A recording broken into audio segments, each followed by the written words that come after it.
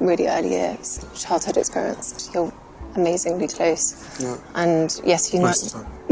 Shot family, and we generally mean it when it's a shot family, because over 10 years we're going to have a big family. And one sentence on the royal website shattered the usual silence. No explanation, just a line.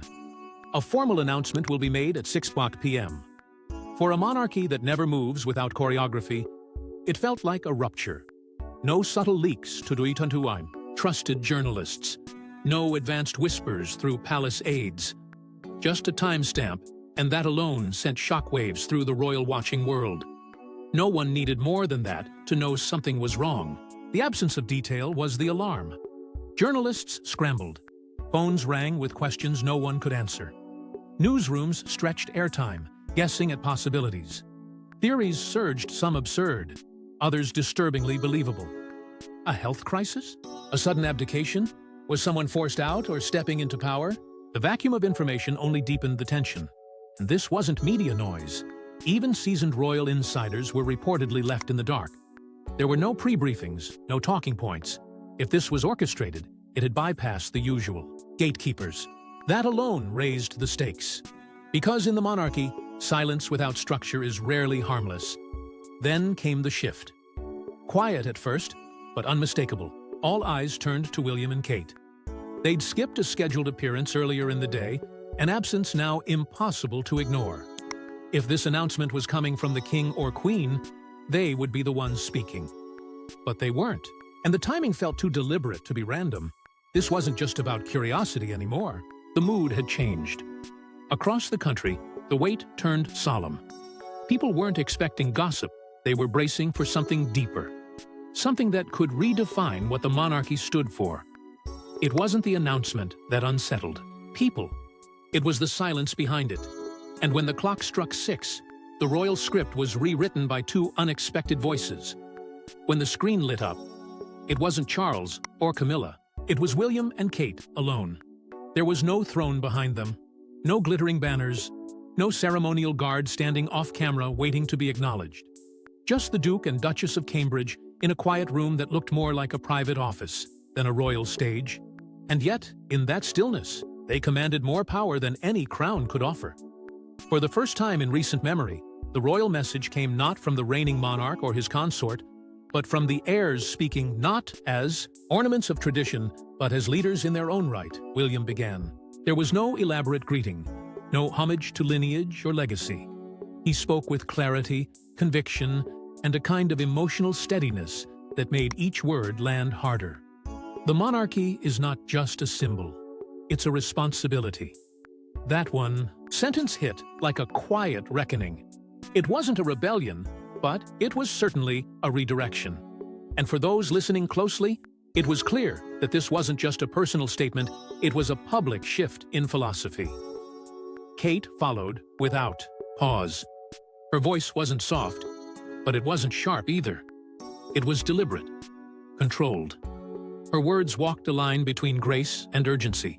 This isn't about tradition, she said. It's about trust.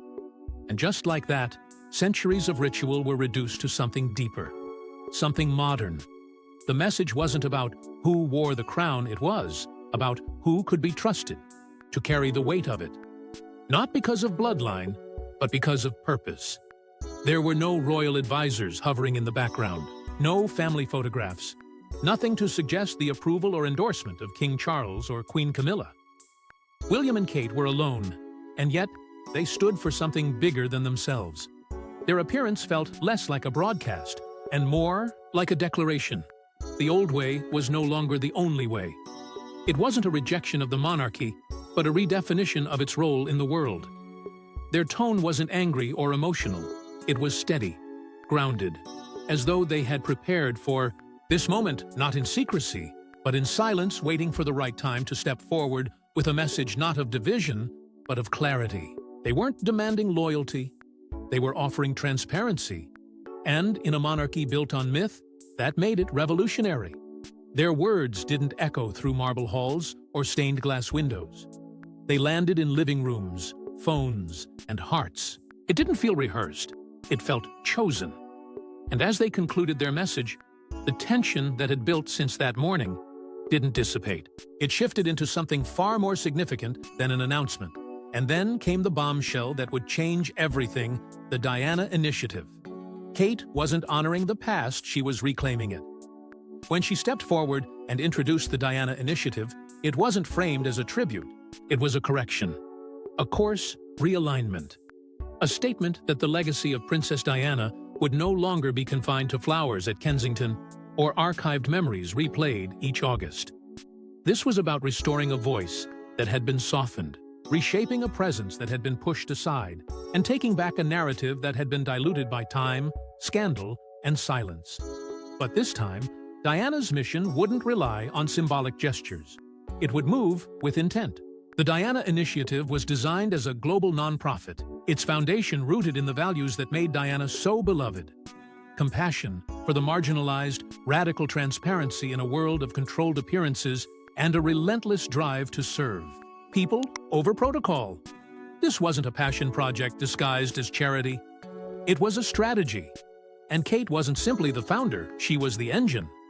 From the moment it was announced, it became clear she wasn't lending her name. She was giving it her full presence. There would be no red carpets or press-controlled events where royals wave and leave. Kate made it known she would personally visit shelters, meet with underserved families, listen to survivors and advocates face-to-face. Not in staged photo ops, but in quiet, unpublicized conversations that often weren't meant for headlines at all. She wasn't aiming to be admired. She was determined to be useful. The public didn't miss the significance. The initiative wasn't just launched, it was felt. It carried echoes of Diana's hands-on approach, but this time with structure, reach, and long-term plans. It gave the people something they hadn't seen from the royal family in years, a cause that transcended performance. Kate wasn't filling Diana's shoes, she was carving a new path from Diana's spirit. A continuation of grace, empathy, and action, shaped for a new generation. For those who still remembered Diana's quiet battles against the institution, against the constraints of her role, this felt like a long-overdue redemption arc. But the difference was power. Kate wasn't fighting from the margins, she was launching this initiative from within the heart of the monarchy. And that's what made it transformative.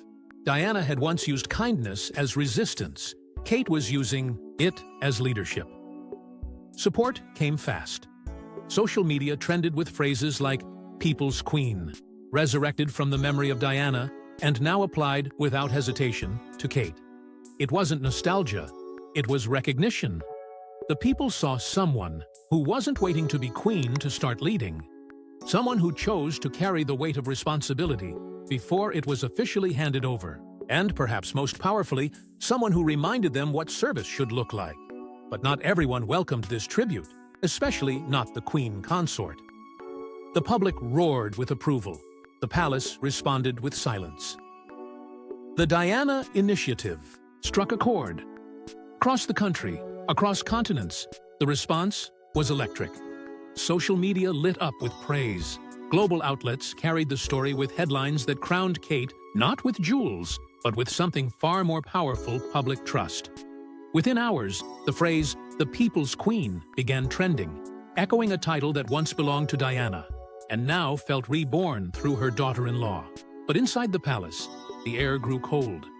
There were no congratulatory statements from the king, no words of encouragement from Queen Camilla. The official accounts remained still, as if the announcement had never happened. It wasn't just silence, it was deliberate absence. Behind the scenes, insiders revealed the mood was anything but celebratory. Charles, blindsided, reportedly asked aides, "What did they do?" He wasn't angry, he was stunned. This wasn't the script he had expected. Just as he was beginning to settle into his reign, the spotlight had shifted. And not gently. The country wasn't looking to the monarch. It was looking to his son and daughter-in-law, who had just unveiled a plan more ambitious and emotionally resonant than any royal initiative in recent memory. But if Charles was shocked, Camilla was shaken. For years, Camilla had fought to reshape her public image. Through charity work, quiet consistency, and the king's support, she had painstakingly moved from scandal to soft power. But with one announcement, one emotionally loaded homage to Diana, the public's gaze had turned again. Not with animosity, but with clarity. Kate's initiative wasn't a dig. It wasn't an attack. But it stirred something deeply personal in the Queen Consort. The very name Diana brought with it a weight she had worked for decades to escape. Inside palace walls, there were murmurs of resentment. Not just because Kate's actions had captured the public, but because they hadn't gone through the usual channels. There was no royal rubber stamp, no senior oversight. It was independent, decisive, and unstoppable. And that independence was unsettling. It highlighted the emotional divide between the institution and the people it was meant to serve. Kate had stepped out with purpose, and the world embraced her. The palace, meanwhile, clung to protocol and said nothing. The silence grew louder by the day. As Kate visited clinics and shelters, often without press, her sincerity became undeniable. Stories trickled out, not through royal PR, but from the mouths of those she met. A young mother, a grieving teenager, a shelter staffer. Each shared moments that echoed what Diana once represented: empathy, presence, authenticity, and each moment further isolated the palace's position. The contrast was stark. Kate's warmth stood in direct opposition to the institution's chill. There was no public fallout, no dramatic confrontation. But those closest to the crown knew what was unfolding.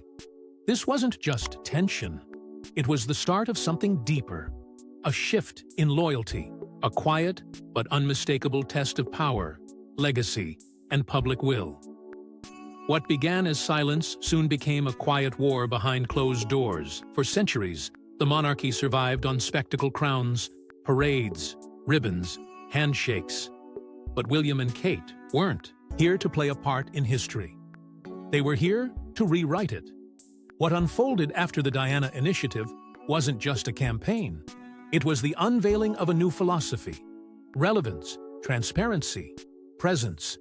Three words that, for most of the royal family, had only existed in speeches. But for William and Kate, they became the foundation of a new kind of monarchy, one that didn't ask for reverence, but earned respect through service.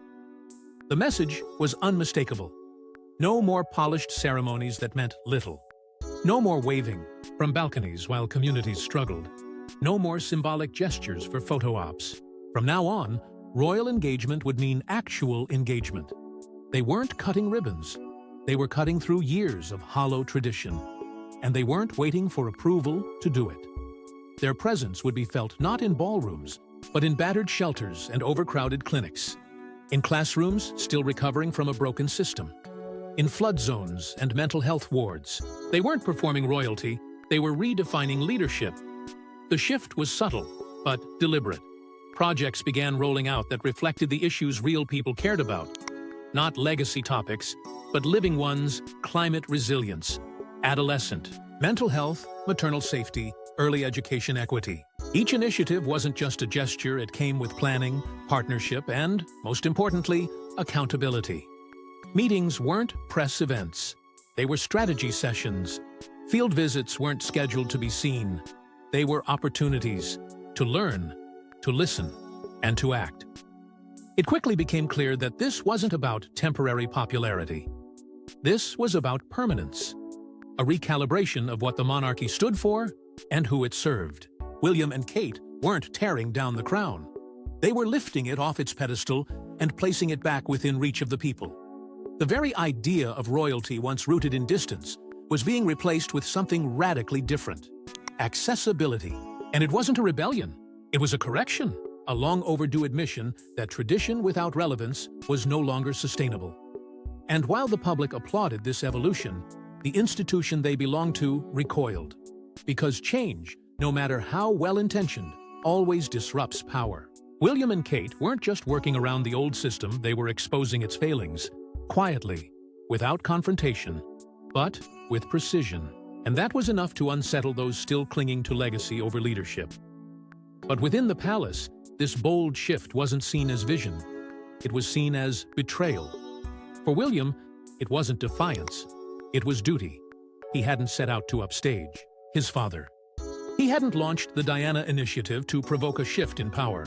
But when the public embraced the new model of monarchy, one built on purpose instead of pageantry, it became impossible to ignore the emotional cost playing out behind palace walls. In private, King Charles reportedly struggled to make sense of it all. "The spotlight is gone," he confided to an aide, not with anger, not even with bitterness, but with something more painful. Quiet sorrow. After a lifetime of waiting to wear the crown, he now found himself eclipsed by a new kind of leadership that didn't need titles to command loyalty. And for William, that realization cut deeper than anyone knew. He had braced for tension. He had expected disagreements. But the coldness? The absence of even a simple acknowledgement from his own father? That was never part of the plan. He hadn't betrayed the monarchy, he was trying to preserve what still mattered within it. But instead of unity, he was met with a wall of silence, and behind it, a father who saw his son's purpose as a personal loss. Camilla's reaction, however, wasn't quiet. While the king stood still, she moved to reassert control. Sources close to the palace revealed she urged that the Diana Initiative be brought under official royal oversight, folded into the established hierarchy, sanitized and contained.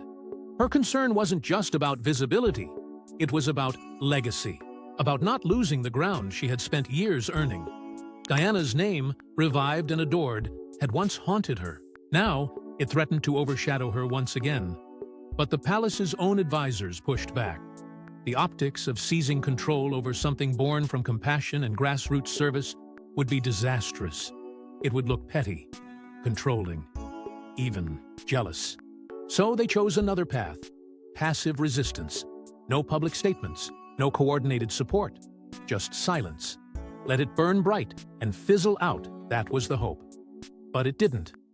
William saw the tactic for what it was, and he didn't flinch. "This isn't a discussion," he told an aide. "It's a strategy." He wasn't asking for permission. He was building something that didn't need approval to matter.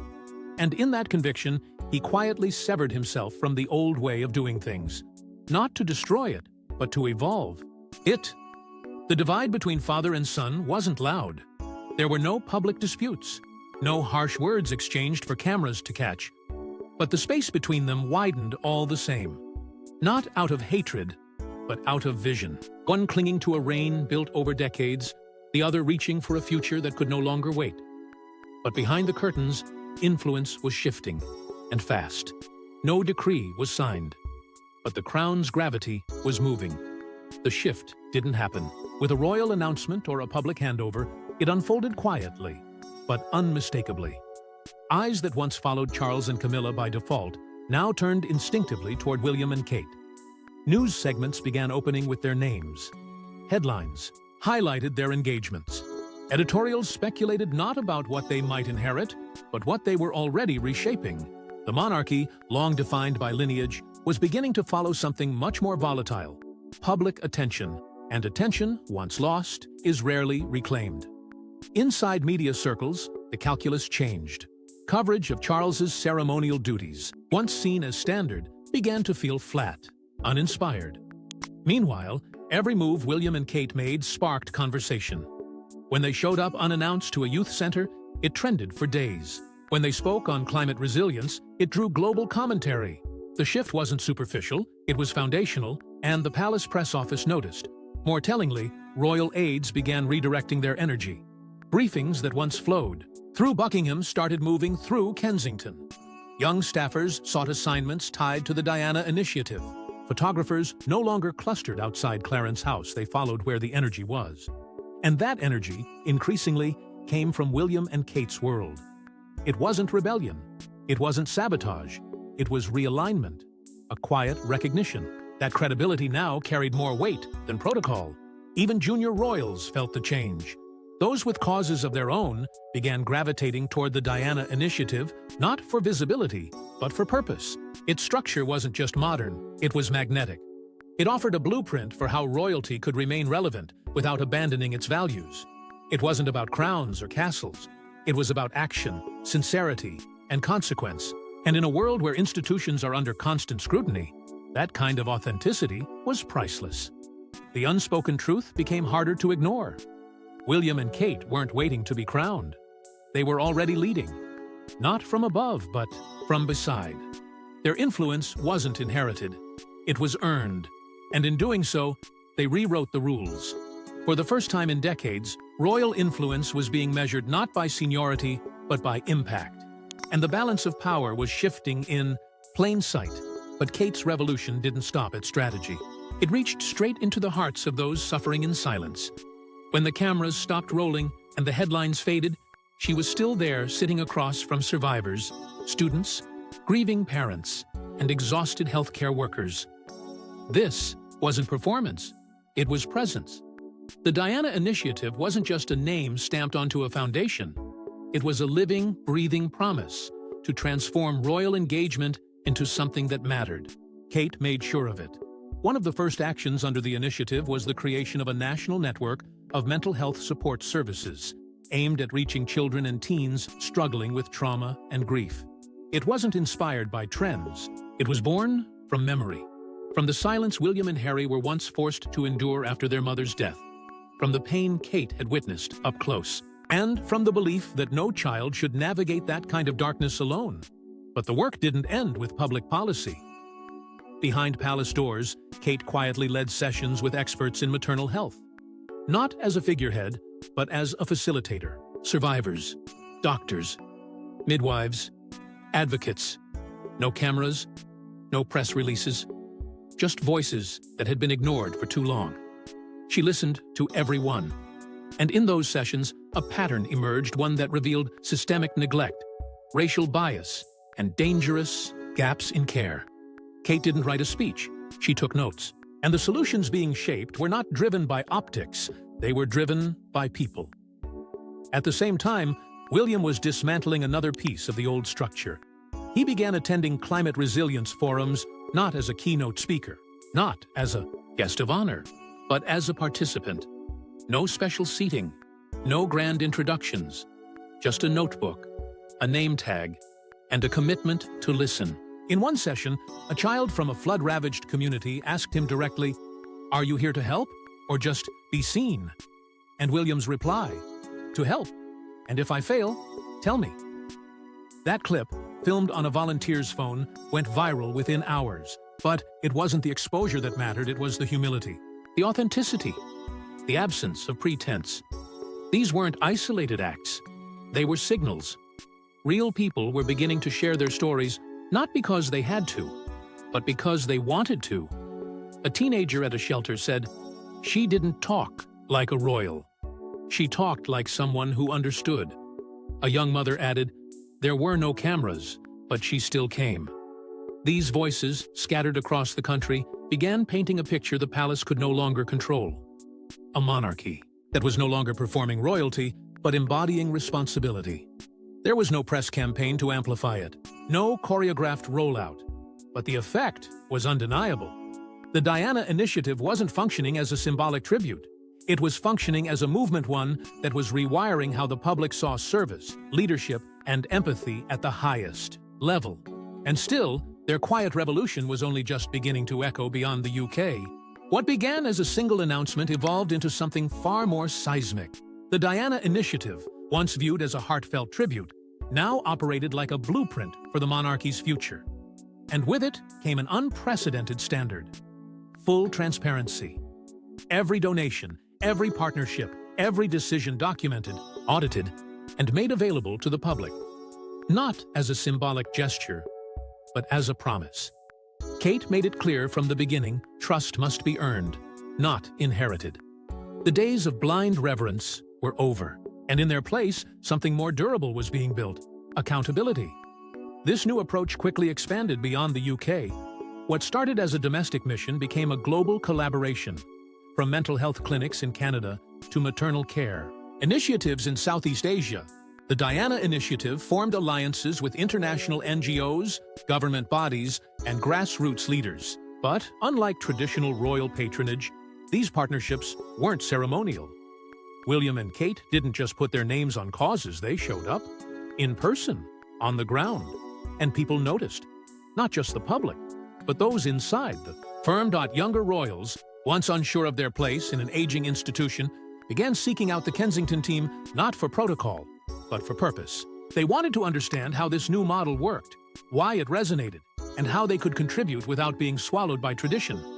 For the first time in years, the monarchy wasn't just reacting to public pressure, it was evolving alongside it. Quietly, steadily, and with intent. And while no official titles were shifted, something far more powerful occurred. The court of public opinion rendered its verdict. William and Kate weren't waiting for a coronation to be seen as the future. They were the future, because they led not with superiority, but with sincerity. Not with entitlement, but with empathy. Their influence didn't come from bloodlines, it came from actions, and those actions were beginning to define the entire tone of the modern monarchy. In palace halls still governed by hierarchy, it might not have seemed like a revolution, but outside those walls, something undeniable was happening. The monarchy was no longer a relic polished for ceremonial display. It was becoming something real, responsive, and human, not by accident, and certainly not by order, but by choice, by connection, by a willingness to listen before leading. In one quiet moment, they didn't just make history. They redefined what royalty means in the 21st century. Drop your thoughts in the comments section, and don't forget to like and subscribe, and we will see you in the next one.